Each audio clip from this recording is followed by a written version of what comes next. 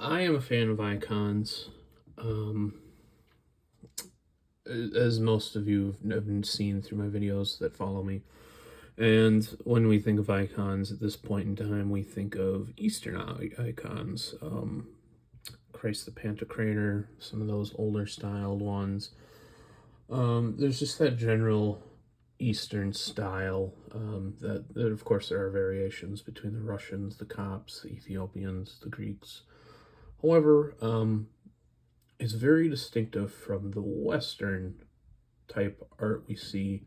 That's sort of lampooned actually by the Orthodox, of seemingly hyper realistic art that isn't meant for, in their eyes, some sort of veneration, or worship, worship in their hyperdulia sense, I suppose, or dulia, whatever have you. Um, and that's why, coming across Etsy, I was happy when I was looking for, I believe it was an icon of Pope Saint Gregory the Great, of a more unusual styled icon. I don't have that icon anymore because I gave it to a friend.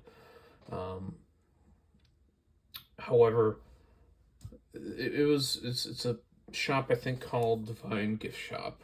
They're a Roman Catholic based group, with a story that's interesting, and that's partly why I'm reviewing it, to let people know, like, there's some good deep history with these icons, but also that you can get faithful representations of Western iconography. Um, you can see my hands. The glass is causing an issue.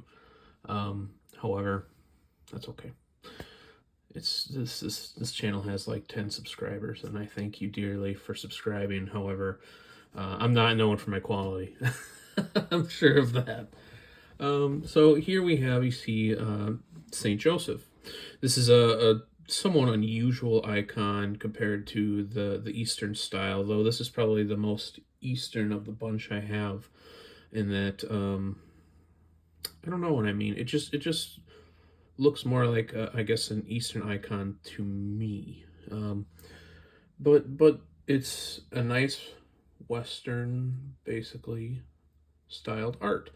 Um, as an Anglican, I appreciate and utilize iconography in some aspects of my religious life. So this video is going to appeal to people of the Western variety largely, maybe even Western Rite Orthodox. The story of the seller, though, because I've reached out to them and I've talked to them quite a bit, is that they must have found this collection of, I guess, 1800s, I think, icons that were old and I guess, in their words, rare, unseen before. I'd certainly never seen them before. That came up in some sort of auction that they placed a bid on, and they win them, and they actually seek them out. I can't recall what icon it is that they're looking for, but they're seeking one out specifically so they can work on it. They are older, and they needed some, retouching, so they actually basically refresh these icons, and then they will send you an icon card if you purchase it, and put them in a frame. They look great, I think. I am reviewing it because I love them. I don't. I'd love a kickback, let's be real, but I don't get a kickback, because I always mention these on X or Twitter, that if you want something a little more traditional to your, Western theological heritage, here's a great option. So yeah, I think this Saint Joseph one is actually, I was gonna give it away because I tend to focus more on the, biblical story icons at this point, but I think this is just such a nice icon. I think it's very, very pretty. there's just this interesting backdrop here too that you get. I don't know how to describe it. I know that the stars. This reminds me of some sort of Marian veil from art, and then possibly I think that there's a Marian apparition, which whatever, but that mentions Mary in a veil. That's of a similar design, regardless. So yeah, I just wanted to go through a few of these and share with them the quality that they come with, and encourage you to check out this vendor if you are interested in that style of art. This is the Resurrection, which is nice because it's the one of Mary Magdalene I believe they have that isn't a little wonky, and I say that because they have one saying Mary Magdalene washing Jesus's feet with her hair, which is in the Gospels. I think it's, never mind, I'm not going to try and guess because I'm not that learned. I don't have things memorized, unfortunately. However, if you ever look that up, I'm pretty sure the first inference to that was actually Saint Pope Gregory the Great saying that was Mary Magdalene in the Gospel. It's probably not, is from what I understand. So I'm a little. This is a tangent, but I'm a little leery of buying that one. And then I've been trying to collect the main feasts of the church calendar. So we have this one of Pentecost with all the apostles, and then we have the Mother of God in the center, and then we see the Holy Spirit coming down in, I believe, La Pentecôte. I think it's French. I don't know if I've mentioned this already, but these are actually French pieces of work that they're purchasing. Yeah, and like I said, 1800s, but I think there are some that are newer because I have seen one, I think that was of Fatima, a famous Roman Catholic apparition of Mary, as well as Our Lady of Lourdes and maybe La Salette. I can't recall. Doesn't matter. If you are a Roman Catholic, you are going to have a field day if you're into the apparitions, because I have some great iconography related to that. It's not where I stand, I guess, at this point in my theological journey, so I haven't grasped onto those apparitions. And then this one is the Ascension. You can see just this intricate artwork, almost like stained glass of some sort to an extent. It's really, I think, if you get it, you get it. It's just, it's really beautiful in its own way. I believe they redid this one even from when they first listed it, because they were more pastel of colors, which, to be honest, I thought looked amazing, but I didn't pull the trigger on it at the time. So this is more of a probably traditional color we get with this. And I realized during Epiphany that the icon I have is actually just the Nativity, so I got a nice piece of art of the Epiphany,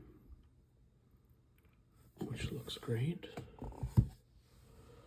And then I guess the last one that I actually currently own, because I've given away a few of these to friends and family, would be the Annunciation. The one oddball thing being that it sure looks like, well, I mean, it does kind of look like Mary might be pregnant, but it sure doesn't look like her cousin is. But I think, they even cite the biblical verse and chapter, so we know it's of that scene, and there's a Latin reading of it. But it's just really, I love these things, and I wanted to share them because I think they just look so good, and I hope that others are interested in them. There is one funky thing I have noticed with some of these icons from them, and it's deterred me from some of the purchases. I would still recommend them, and that this isn't so much a problem. We see the Holy Spirit represented as a dove quite a bit in iconography, though I think there are Eastern iconographers that argue it should only be in a few icons. But more so, I just realized I called that the Annunciation. That was a visitation here. Visitation. They have an icon of the visitation, or oh my gosh, I'm not cutting it. Of the Annunciation of Mary being called to be the Mother of God. And they depict, of course, the Holy Spirit coming down, but more problematic, they have an image of God the Father depicted as a man, which I know is not unusual. If you watched cartoons as a kid, you see God as this giant man in a white robe. However, theologically, sort of problematic. So that's on the Annunciation, on both the Annunciations, because I actually don't have an Annunciation icon. I'm in hunt for one. There is, I believe, an icon of the Transfiguration they have that features God the Father. A few others. So that's just the one concern I'd give you, is that, research this if that's an issue for you. Avoid it. It's certainly an issue for me. I think that's pretty clearly, and it's something the Orthodox who love icons would say is a violation of what would be second commandment violation if you use the other. Depends on the commandments you use, okay? Anyways, I just thought I'd let people know that these exist, and if you are a fan of icons, check them out, especially if you are of a Western Rite theological heritage.